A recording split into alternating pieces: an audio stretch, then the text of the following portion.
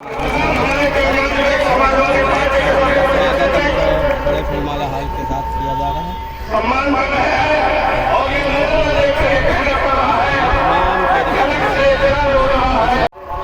Media बंधु जो है मैं उनका बहुत शुक्रगुजार हूँ। दोस्तों, पहले तो मैं अपनी बात आप लोगों को बता दूँ, थोड़ा जो नारेबाजी है आज के लिए थोड़ा शांति बना है। हमारे नेताजी के घर में एक मौत हो गई है, जिसकी वजह से बेचारे परेशान है और उनको थोड़ा जल्दी निकलना पड़ेगा। मैं अपनी बात बताना चाहता हूँ, इतनी तेज चलो कि आंधियां देखा करे, इतनी तेज चलो कि आंधियां देखा करे, वरना आप भी मरने बन जाएंगे। और तुम किसी मंजिल की जाने आकर देखो तो सही, तुम किसी मंजिल की जाने आकर देखो तो सही, 10 दिनों के दरमियान भी रात को बन जाएंगे।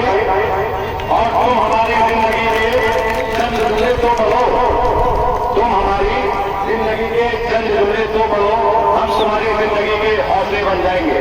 दोस्तों, हमारे शेर महाराष्ट्र श्री अबू आसिम जी, हमारे जिलाध्यक्ष जी, आफ्ताब अंकल जी, मौसम चाचा, जितने लोग यहाँ पर आए हैं, ये परिवर्तन यात्रा जो निकाली गई है, ये यात्रा हम लोगों को ये जो परिवर्तन करना है 2022 के चुनाव में, उसको लेके यात्रा निकाली गई है। और जितने भी लोग यहाँ पे आए हैं, मेरा आप सब लोगों से गुजारिश है कि 2022 में अखिलेश यादव जी को मजबूत करें और इंशाअल्लाह 2022 में हम लोगों को सरकार बनाना है। हर तरह से बूथ स्तर से लेके सारी चीजों की मजबूती बनाते हुए हम लोगों को 2022 में सरकार बनाना है। मैं इसी बात से अपनी बात खत्म करता हूँ। बहुत बहुत शुक्रिया। मैं चाहता हूँ अपने चंद बातें हमारे आदिवासी नागरिक जी मंच पे आए और अपनी बात कहें। बहुत बहुत शुक्रिया।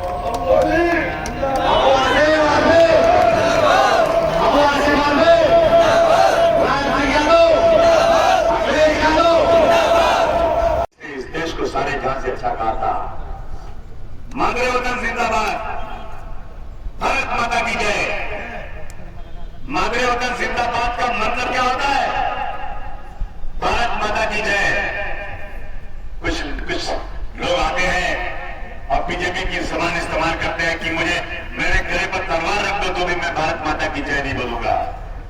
मैं बोलूंगा भारत माता की जय के बदले में बोल रहा हूं कि मादरे वतन जिंदाबाद। ये नारा देने वाले का नाम भी 1857 में अजीमुल्लाह खान था, वो भी मुसलमान था, कोई आरएसएस नहीं दिया था। ये झंडा है ना तिरंगा, बहुत सम्मान है इसका। ये झंडे का रंग देने वाले का नाम था सुरैया तैयब जी, भी मुसलमान थी। इसलिए जान लो, सरफरोशी की तमन्ना अब हमारे दिल में है। देखना है जोर कितना बाजुए बातियों में है। ये किसने नारा दिया था? इस नारे का नाम देने वाला 1921 में बिस्मिल आजिमा हाजी थे। मोदी जी, ये सब काम तुमने नहीं किया, बल्कि मेरे बुजुर्गों ने इस काम को किया।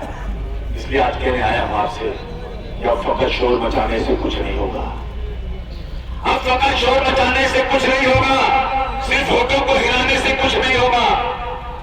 जिंदगी के लिए बेमौत मरते ही क्यों हो, और ईमान हो तो शैतान से डरते क्यों हो।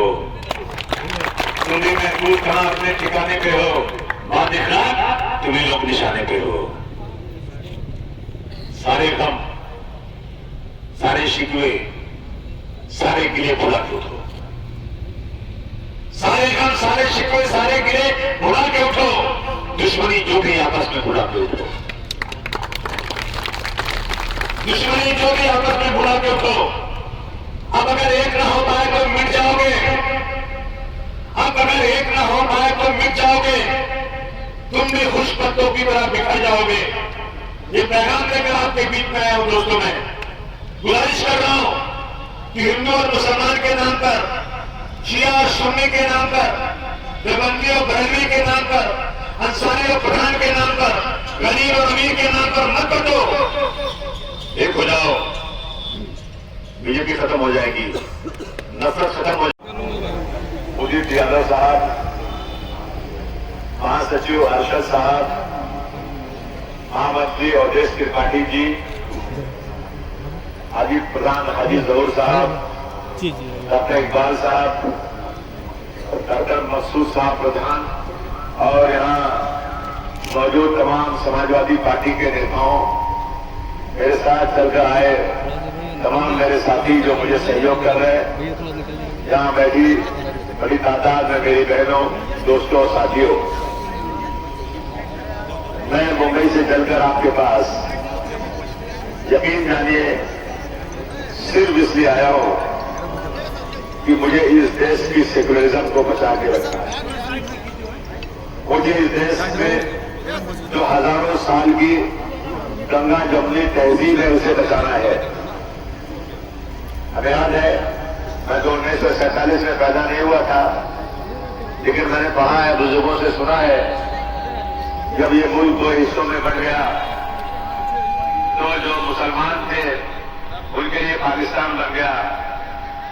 यहाँ के लोग अपने बोरिया बिस्तर को लेकर पाकिस्तान की तरफ रवा और दवा थे, लेकिन उसी वक्त मौलाना अबुल कलाम आजाद साहब ने दिल्ली के जामा मस्जिद की सीढ़ियों से बहुत जोर से पुकार कर कहा था कि मुसलमानों, इस मुल्क को छोड़कर चले जाओगे तो तुम्हारी मस्जिदें वीरान हो जाएंगी, कोई आजाद देने वाला बाकी नहीं रहेगा इस देश के अंदर। अगर तुम यहां छोड़ के चले गए, तुम्हारे मकबरों पर कोई फातिहा पढ़ने वाला नहीं बचेगा। तुम रुक जाओ इस मुल्क के अंदर, ये तुम्हारे बाप दादाओं का मुल्क है, उनकी कब्रें यहीं पर है, तुम्हें उनके फातिहा पढ़ना है, तुम्हें ताजमहल का हुस्न पुकार रहा है, तुम्हें जामा मस्जिद का मीनारा रोक रहा है, मत जाओ इस मुल्क छोड़ करके। और जितने मुसलमान पाकिस्तान गए थे उससे ज्यादा मुसलमान पाकिस्तान के खिलाफ हिंदुस्तान में थे, और मुसलमानों ने चिल्ला कर पाकिस्तान मुर्दाबाद और हिंदुस्तान जिंदाबाद का नारा लगाया था। इस मुल्क में हिंदू और मुसलमान, सिख, ईसाई सब भाई भाई की तरह से रहने का कानून बना था। लेकिन आज 2014 के बाद मैं देख रहा हूं कि जो सरकार बैठी हुई है उसका सिर्फ एक ही मतलब है कि किसी तरह से मुसलमानों को बदनाम करो और हिंदू भाइयों को मुसलमानों को बदनाम करने में उसका श्रेय लेते हुए हम तमाम हिंदू भाइयों का वोट ले लें। यही हो रहा है खुल करके। जब कोरोना बीमारी आई तो दिल्ली के अंदर निजामुद्दीन में जहां तबलीगी जमात के लोग अंदर थे उनको कितना बदनाम किया गया, और दूसरे मुल्कों से लोग तबलीग के लिए हिंदुस्तान आए हुए थे, इनको गिरफ्तार किया गया, इनका पासपोर्ट जब्त किया गया, और 3-4 महीने तक लगातार टीवी वाले 24 घंटे कोरोना बढ़ाने वाले यही मुसलमान तबलीगी जमात वाले हैं। आपने सुना था कि नहीं सुना था? और हमारे हिंदू भाई जो अच्छे हिंदू भाई हैं उनके दिलो दिमाग में मुसलमानों के खिलाफ नफरत भर दिया था। लेकिन जब मुकदमा कोर्ट में गया, इसी मुल्क के जज साहबान ने कहा कि तबलीगी जमात वालों को जबरदस्ती बलि का बकरा बनाया गया, इनकी कोई गलती नहीं, इसको रिहा कर दो, छोड़ दो।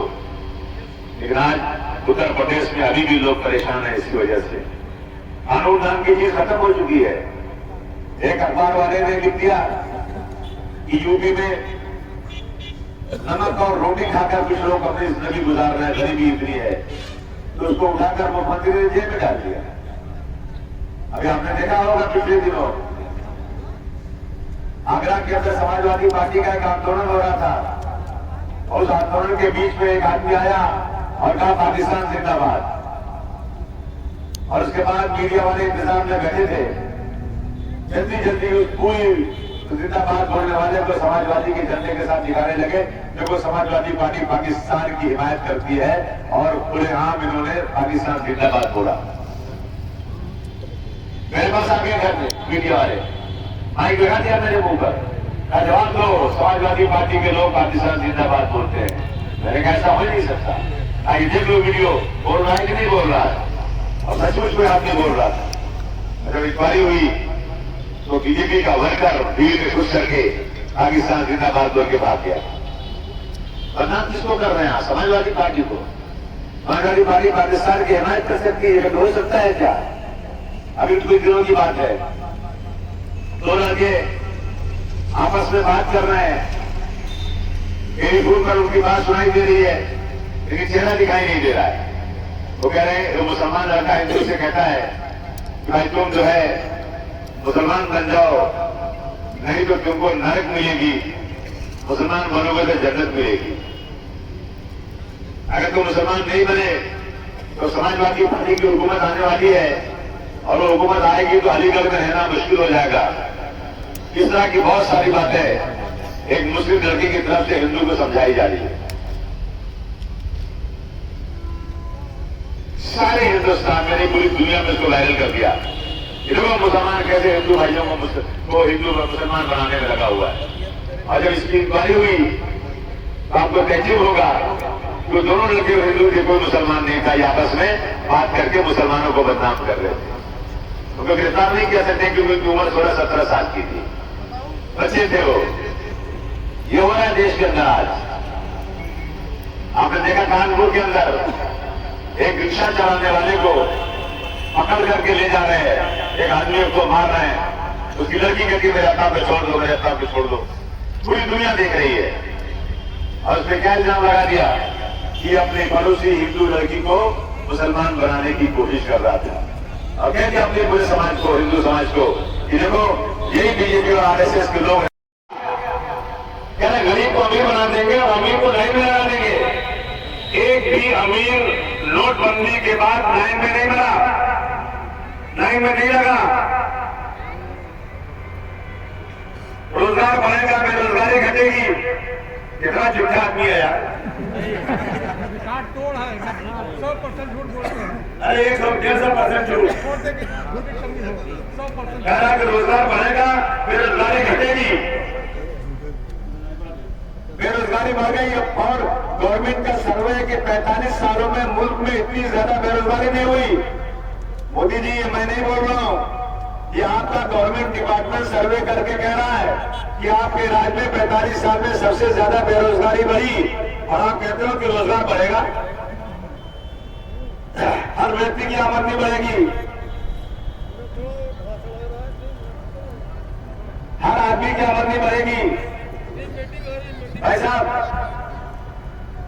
आपसे पूछता हूं चाचा, गाड़ी वाले भाई, डॉक्टर इकबाल साहब कौन है? डॉक्टर इकबाल साहब, मैं जानना चाहता हूं कि आमदनी किसी की बढ़ी क्या? किसी की आमदनी बढ़ी क्या? कोई है जिसका 5 साल पहले आमदनी कम क्या बढ़ गई? अब बढ़ गई। मजदूर सुरक्षा योजना लागू होगी, किसानों को जीव से लोन दिया। किसानों को समाजवादी पार्टी 5 लाख रुपया देती थी अगर कहीं ट्रैक्टर से दब जाए, कहीं करंट लग जाए, कहीं सांप काट ले।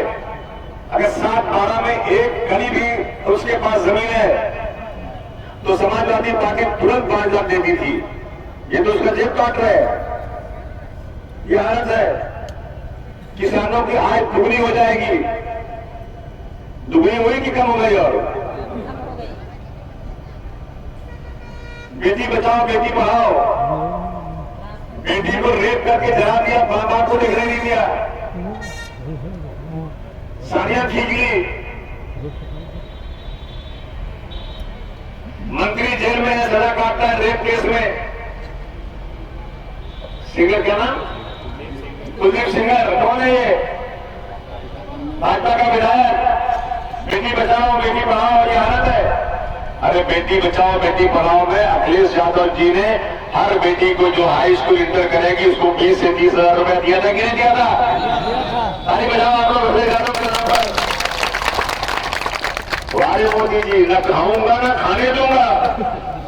अरे बाप रे बाप, न खाऊंगा न खाने दूंगा।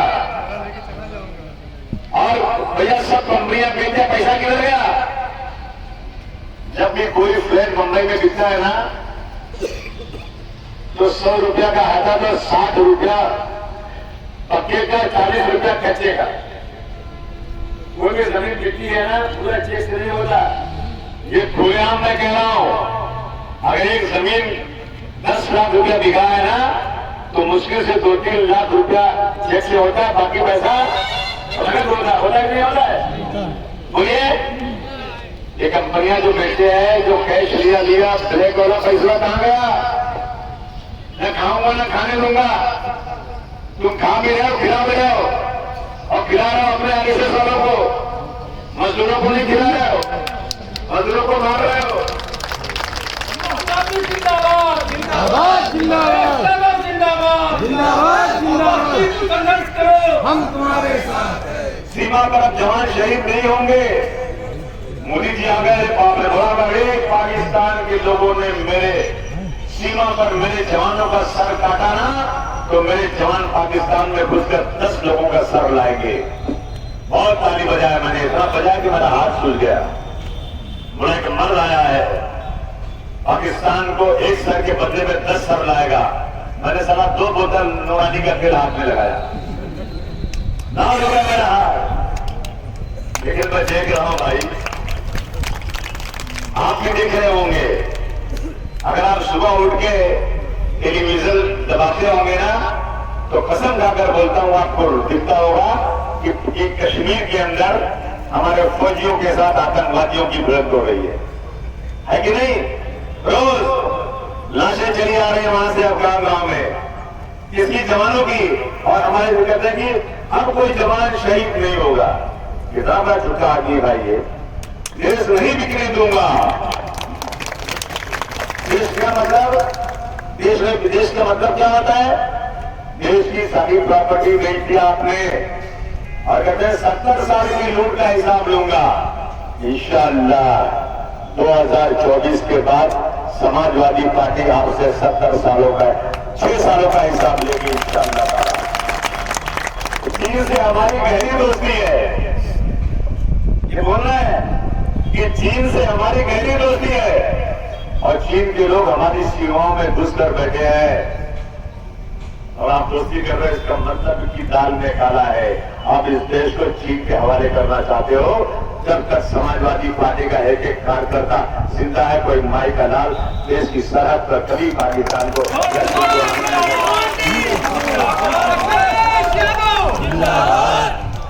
आसाराम बाबू संत है।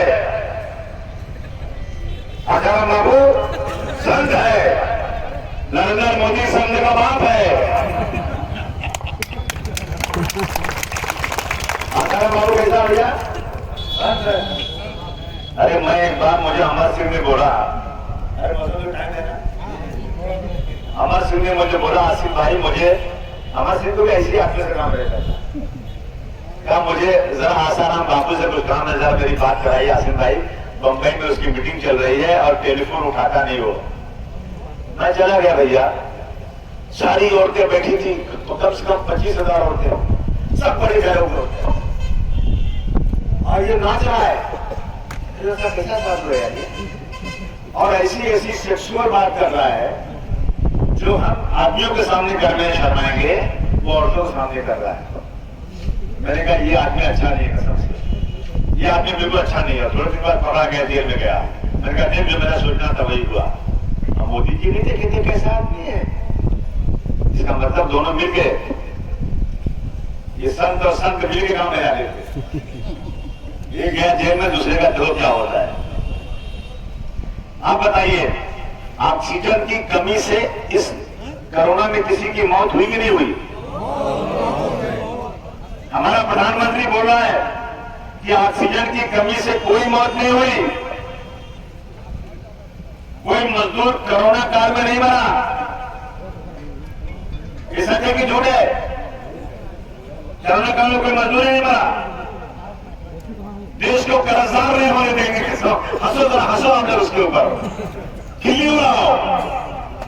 40,000 लाख करोड़ का कर्ज और मैक्सिमम कर्ज नरेंद्र मोदी के जमाने में, और मेरा प्रधानमंत्री कहता है देश को कर्जदार नहीं होने दूंगा। मुझे आने दो, एक एक खाते में 15-15 लाख रुपया बिना कुछ किए, बिना मांगे बजा दूंगा। सारा 5 करोड़ नहीं आई आज तक। बड़ा आदमी तो बन गया, झोला लेकर आया था, झोला लेकर जाऊंगा। अब की ये सिद्ध कर दो कि झोला लेकर तुम आए थे, लेकिन तुमको अब की बार चप्पल छोड़ के भगाऊंगा। अब की बात तुमको, ये सारी बातें आपसे करने आया था मैं। एक तरफ मुस्लिम हिंदू की लड़ाई, समाजवादी, और ये सुन लीजिए, समाजवादी पार्टी ने जितना काम किया डॉक्टर साहब 1947 से आज तक किसी ने नहीं किया है। हमारे मुल्क में एक हमारी शान है, अलीगढ़ मुस्लिम यूनिवर्सिटी, उस यूनिवर्सिटी के बाद सबसे बड़ी कोई यूनिवर्सिटी बनी है तो मौलाना मोहम्मद अली जौहर यूनिवर्सिटी बनी है, जो समाजवादी पार्टी की वजह से बनी है। ताली बजाना चाहिए आप लोगों को। और ये आवाज अखिलेश जी को जाना चाहिए कि अगर अखिलेश जी आप एक कदम चलोगे तो आप 4 कदम चलेंगे आपके लिए। हमेशा खामोश नहीं है, हम किसी के बदवा मजदूर नहीं है। हमसे मोहब्बत करोगे हम आपको करके चूम लेंगे। करेगा ना, कहते सितम करोगे सितम करेंगे, कर्म करोगे कर्म करेंगे। हम आदमी है तुम्हारे जैसे, जो तुम करोगे हम करेंगे। गुलाब करोगे पूरी खेती गुलाब की तुमको दे देंगे, गुलाब करोगे गुलाब देंगे, तुम्हें गुणों की किताब देंगे। याद रखना, हमें डुबाने की सोचना मत, तुम्हारी कागज की नाव देंगे। यहाँ से कहना चाहता हूँ, किसी फर्क में मत रहो। चलाओ खंजर, चलाओ खंजर, हम भी तुम्हें घाव देंगे। याद रखना, किसी से कुछ कम भी हम ना करेंगे, जो तुम करोगे वो हम करेंगे। अखिलेश जी ने 5 साल के, सिर्फ 5 साल का काम बोलता हूँ, उसके पहले का नहीं बोलता।